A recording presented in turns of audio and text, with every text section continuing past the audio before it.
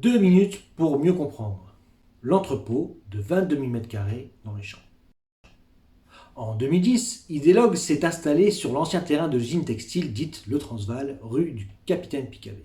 À l'époque de cette première phase, le projet nous a été vendu avec des promesses d'embauche. Nous connaissons la suite moins glorieuse. Dans le projet, il y avait un deuxième bâtiment identique à l'actuel sur la parcelle restante. Ideolog a depuis laissé tomber cette hypothèse. Aujourd'hui, le terrain appartient à une société appelée SCI Exeter. SCI qui construit des bâtiments à blanc et les loue ou les revend. Une société au capital de seulement 1 000 euros. Il ne s'agit donc pas d'une activité apportant une plus-value au tissu économique local.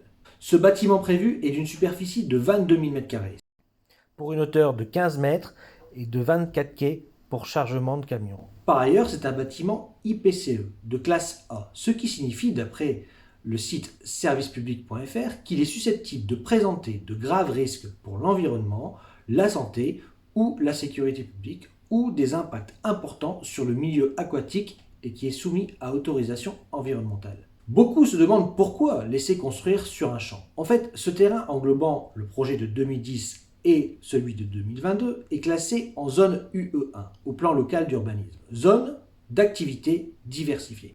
Le plan local d'urbanisme en est déjà à sa deuxième version et est amendé très souvent à la demande de différentes autorités, comme par exemple la commune.